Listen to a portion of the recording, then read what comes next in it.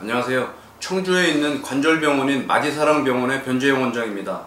오늘은 무릎에 있는 그 반월상 연골이라고 우리 흔하게 이제 물렁뼈라고 하는 연골이 있거든요. 이 반월상 연골이 파열이 되면은 설령 수술을 해도 그게 잘 붙지 않는 조직이기 때문에 후유증이 많고 아주 심한 경우에는 잘 안 나는 경우에는 나중에 이제 반월상 연골 이식 수술까지 해야 되는 경우가 있는데 오늘은 반월상 연골 봉합 수술을 하고 처음엔 아주 심하게 이제 파열이 됐던 환자인데요.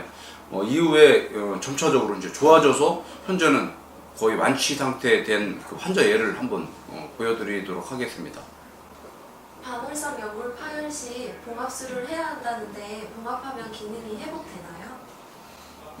사실 반월상 연골 파열이 되게 되면은 가장 좋은 것은 이제 봉합을 하는 것이 좋겠지만은 급성기 때 다치고 나서 바로 오지 않는다든지 아니면 뭐 만성적이라든지 아니면은 그 파열 양상이 아주 심하게 이렇게 복잡 파열인 경우에는 봉합이 불가능한 경우가 꽤 많거든요.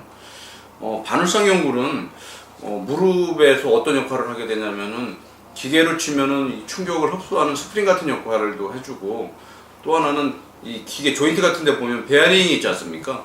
이게 위에 움직이는 그 기계하고 위에 움직이는 기계의 그 공간을 확보하고 유지해주는 베어링 같은 역할을 하는데, 무릎에 있는 반월상 연골은 이런 충격을 흡수하는 스프링 같은 효과하고 모션을 유지하고 간격을 유지해주는 이런 베어링 같은 역할을 하는 구조물인데, 반월상 연골은 사실 다쳐도 잘 낫지 않습니다. 그 이유는 뭐냐면은 반월상 연골에는 혈관 조직이 안에까지 들어오지 않거든요. 주로 바깥쪽 한 3분의 1 정도만 그 혈관들이 자라 들어오기 때문에 혈관이 없는 조직은 다칠 경우에 재생이 잘 안 된다는 건 여러분들 상식적으로 이해가 가시죠. 무릎 연골도 마찬가지로 다치면은 설령 이게 봉합을 해도 잘 붙지 않기 때문에 수술을 하는 의사 입장에서는 상당히 부담도 되고 좀 더 이게 좀 그 주의를 요하는 그런 그 부위가 되는데, 오늘은 반월상 연골이 아주 심하게 이게 파열이 됐던 환자였었는데 봉합을 하고 나서 시간이 좀 지나서 좋은 결과를 얻었던 예를 잠깐 보여드리려고 하는데요. 이 환자는 18살 남자였었습니다. 그때 다치장 당시에.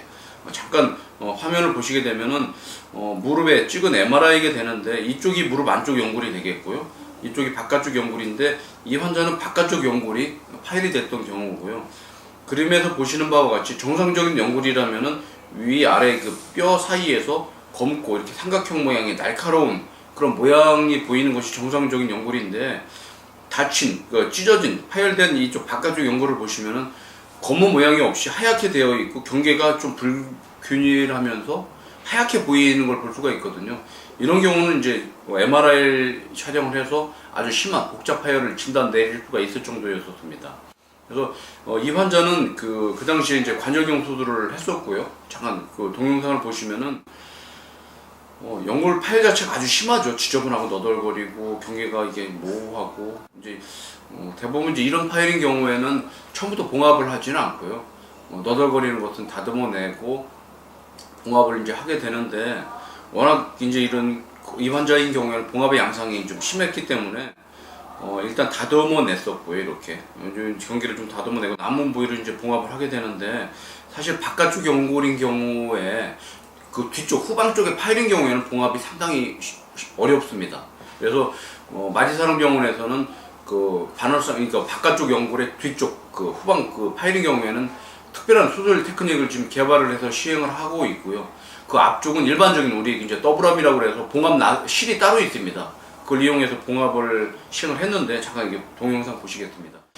뒤에 이게 검은 실이 있는 부위는 저희 병원에서 개발한 그 특수한 그 봉합 방법을 이용했고, 이 좀 뒤쪽은 그렇게 했고, 앞쪽에는 우리가 봉합 실을 이용해서 이 봉합 실도 비흡수성 봉합사를 저희들은 사용을 하고 있습니다.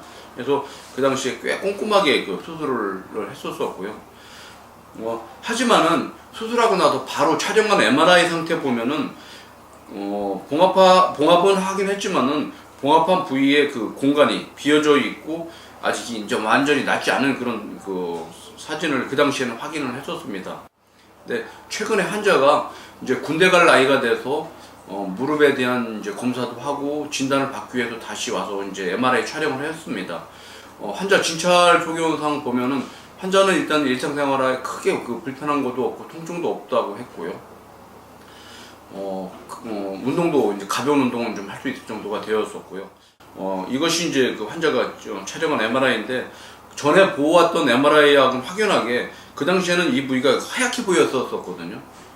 연골이 이제 다 치유가 돼서 검게 붙어 있는 걸 볼 수가 있었습니다. 그래서 환자를 치료한 의사의 입장에서는 앞서 말씀드렸듯이 바늘상 연골 파열을 봉합을 하는 경우에는 워낙 이게 그렇게 결과 아주 뛰어난 부위가 아니기 때문에 항상 좀 걱정도 되고 조심도 되고 궁금한데 이 환자의 경우에는 처음에 그 다치는 상황에 비해서는 3년이 지난 그 결과가 아주 뛰어나고 환자도 만족하는 상황이었기 때문에 오늘 이렇게 여러분들한테 한번 소개시켜드립니다.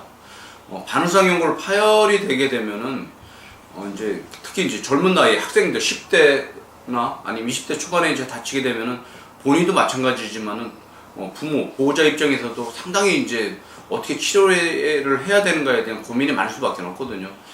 젊은 나이에 10대부터 벌써 수술을 해야 되나 아니면은 뭐 이제 주위에 수술을 해도 된다 아니면 하지 마라 여러 가지 의견이 많은데 오늘 이런 걸 보신다면은 아마 이해 가실 겁니다. 바늘상 연골은 초기에 다치면 바로 적극적인 수술적인 치료를 해서 꼭 봉합을 해주는 것이 좋을 것 같고요. 봉합한 후에도 일정한 고정 기간을 거친 후에 적절한 재활을 한다면은 오늘 이렇게 보신 예와 같이 좋은 결과를 얻을 수 있을 거라고 생각합니다. 그래서 특히 젊은 연령에 젊은 나이에 바늘상 연골이 파열이 된다면 적극적으로 봉합 수술하는 것을 여러분께 권해드립니다. 감사합니다.